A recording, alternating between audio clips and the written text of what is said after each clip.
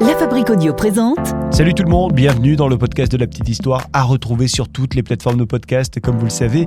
Et n'hésitez pas à nous retrouver également sur notre site internet de La Fabrique Audio, www.lafabrique avec un K, audio.fr.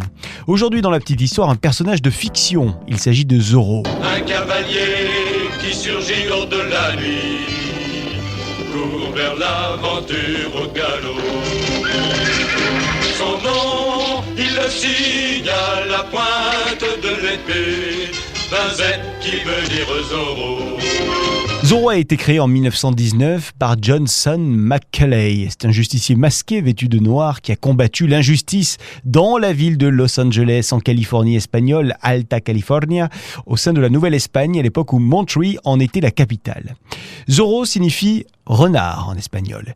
Et pour inventer ce renard très connu, l'auteur se serait inspiré de 3 personnages. Le Mouron Rouge, un personnage de fiction, un justicier anglais sous la Révolution française qui avait été créé par la baronne Emma Orsi en 1903. Joaquim Murrieta, un homme semi-légendaire de Californie qui luttait contre les vols perpétrés par les Anglo-Américains sur les mineurs d'origine latino-américaine. Ça, c'était pendant la ruée vers l'or et dont la vie avait fait l'objet d'un roman en 1854, roman qui était écrit par John Rollin Ridge. On aura l'occasion de reparler de ce personnage vraiment intéressant.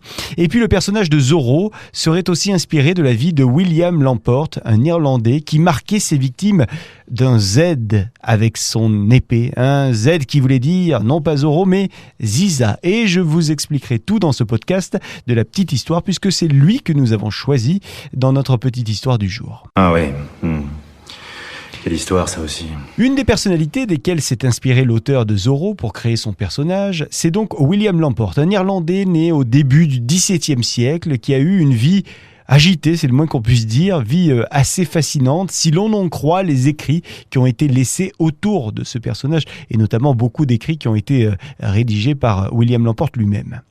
Alors William Lamport est né dans une famille catholique de riches marchands en 1611 ou alors en 1615 parce que les sources sur sa date de naissance divergent. En tous les cas, William Lamport, il a fait des études à Londres, il est très cultivé. À 21 ans par exemple, il ne parlait pas moins de 14 langues.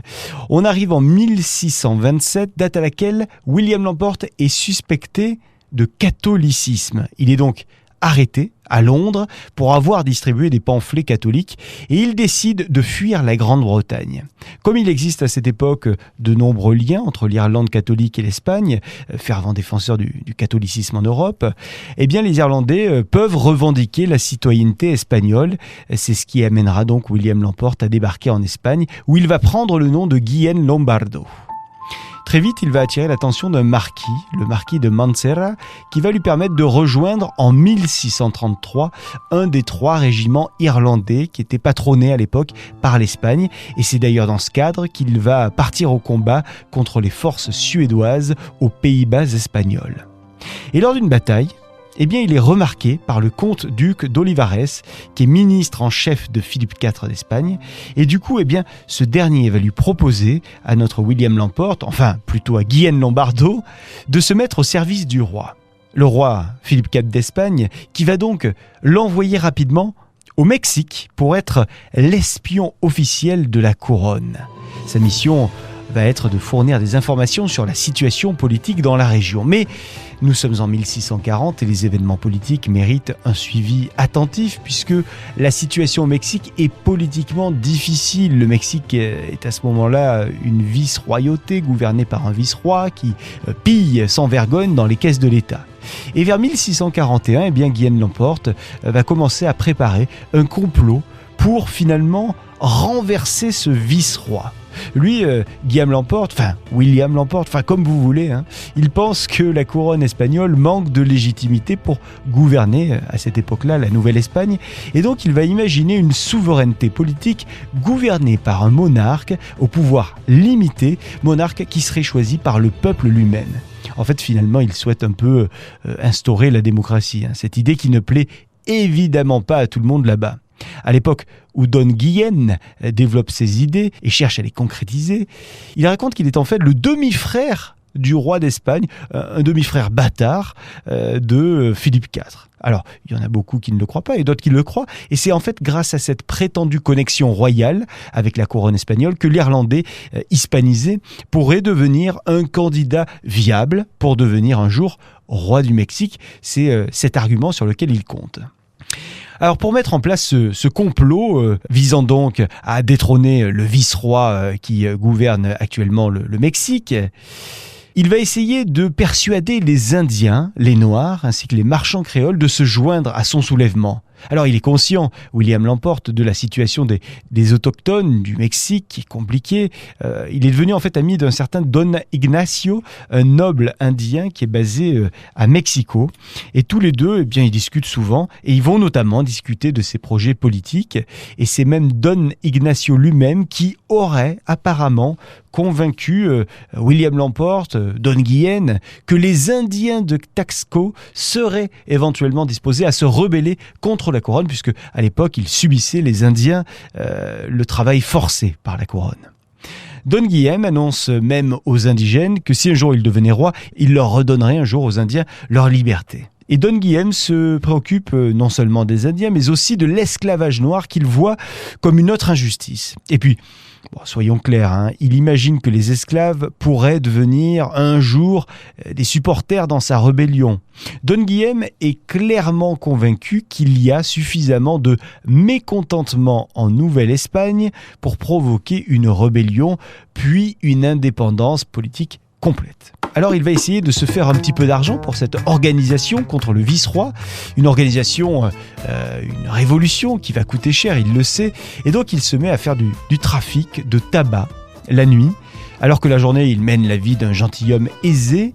La nuit, il fait des échanges frauduleux pour gagner cet argent et le mettre de côté. Et il semble qu'à ce moment-là, William l'Emporte, alias Guillen Lombardo, signait ses actes d'un Z, qui ne signifiait pas Zorro, mais Ziza. Ziza, c'est un terme hébreu qui est employé par les francs-maçons pour désigner la lumière et la force de vie, parce que oui, effectivement, Guillen Lombardo avait des liens avec la franc-maçonnerie. Beaucoup disaient qu'il était franc-maçon. Guillen Lombardo sait manier l'épée comme personne, d'où son surnom de, et ça y est, on y vient, Zorro, et d'où est effectivement sa signature avec un Z. Un Z qui veut dire Zorro. Alors qu'il tente de fomenter cette rébellion contre la couronne espagnole, Guillen Lombardo va être dénoncé, et pas par n'importe qui. Il va être dénoncé par un homme qu'il espérait recruter pour son plan. La police le conduit alors au cachot, où il va rester pendant de longues années, 17 ans au total.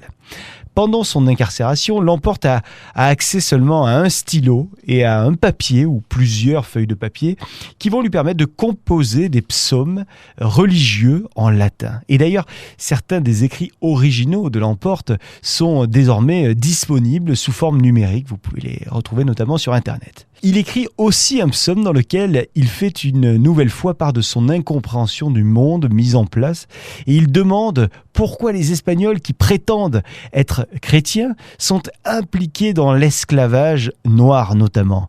Je cite ces phrases: « Pourquoi achetez-vous et vendez-vous des hommes comme s'ils étaient des bêtes ? Ils vous sont injustement vendus et vous les achetez injustement.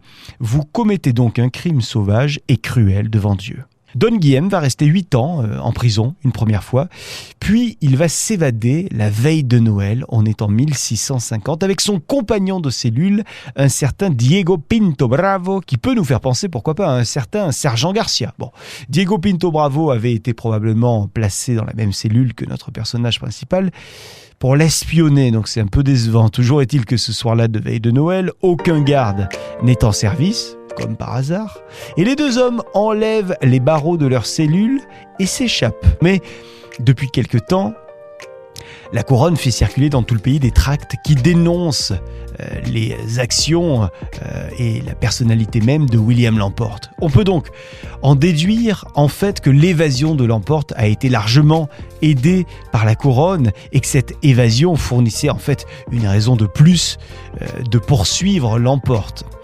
Il était évidemment rattrapé, remis en prison pour 9 ans, Puis l'Inquisition du Mexique va le condamner à mort comme hérétique. Il sera donc brûlé sur le bûcher. On peut tout de même relever le fait que Don Guillem a été soutenu par de nombreuses personnalités de l'époque avant de tomber, des personnalités qui étaient prêtes à le suivre dans sa révolution, puisqu'on a retrouvé parmi ses papiers personnels des lettres à des monarques européens qui disaient qu'ils comptaient le soutenir pour un Mexique indépendant. C'est le cas en particulier du monarque portugais, mais aussi du roi de France. En plus de tout ce que nous avons dit ici sur William Lamport, eh bien on sait aussi qu'il est l'auteur de la première déclaration d'indépendance aux Indes, document qui promet réforme agraire, égalité des chances, égalité raciale et élection démocratique. Si vous allez vous balader un jour vers Mexico, eh bien peut-être que vous allez découvrir la statue de William Lamport. Puisque le personnage de Zorro combat l'injustice en Amérique, on a eu envie de se demander si Zorro était amateur de boissons alcoolisées. En tout cas, on a eu envie de demander à un podcast qu'on adore, c'est Binous USA ou USA, comme vous voulez, de nous trouver une petite bière du cru. On va donc saluer l'équipe de Binous. Salut les copains. Bonjour à toutes et à tous, c'est Patrice de Binous USA. Nous sommes deux expatriés français en Louisiane. On fait un podcast bière tous les mardis matins dans votre appli préférée. On voulait faire un petit point bière sur Zorro aujourd'hui. Alors j'ai fait des recherches, j'ai trouvé une brasserie californienne qui s'appelle Tioga Sequoia Brewing Company qui fait une bière qu'ils appellent Zorro Especial Lager en hommage à l'équipe de foot du coin de Fresno et aussi en hommage au renard qui est indigène de la région. Alors c'est une American Adjunct Lager de 4,5 degrés. Alors à mon avis ça s'apparente un peu à une Bud améliorée. Je ne la connais pas, je n'ai jamais goûté. Alors ce que je connais en revanche en Californie, c'est Sierra Nevada, qui est une de mes brasseries préférées, qui brasse évidemment la fameuse Sierra Nevada Pale Ale, qui est une des bières qui a commencé l'explosion, le boom de la bière craft aux États-Unis dans les années 80. Et ils font aussi une de mes bières favorites, qui est la Hazy Little Thing IPA, qui est une IPA trouble, qui est très axée sur l'agrume, avec une amertume un petit peu en retrait, qui est vraiment délicieuse, qu'on commence à trouver apparemment en Europe. Il y a des auditeurs qui l'ont trouvée en Suisse. Alors peut-être que par chez vous, vous allez pouvoir la trouver bientôt. Et puis c'est à peu près tout pour moi. Je vous dis à bientôt dans notre podcast Binous USA. Bah super, bah ça c'est noté. On vous retrouve sans modération donc du coup dans votre podcast Binous USA. C'est sur toutes les bonnes applis. À bientôt. Et nous on va se retrouver avec un grand plaisir le mois prochain. On sera donc désormais en 2020 pour de nouvelles aventures avec la Fabrique Audio et avec le podcast de la petite histoire. D'ici là, retrouvez-nous sur toutes les plateformes de podcast. Retrouvez-nous également sur le www.lafabriqueaudio.fr. N'hésitez pas à nous laisser des commentaires sur Apple Podcast, iTunes. Hein, on est friand de commentaires. Et puis en plus, vous pouvez aussi nous laisser des petites étoiles qui nous permettent d'augmenter, d'être plus élevés dans le classement des podcasts. Merci à toutes et tous de votre fidélité et à très bientôt avec la petite histoire. Zorro, Zorro, renard rusé qui fait sa loi. Zorro, Zorro, vainqueur, tu l'es à chaque fois.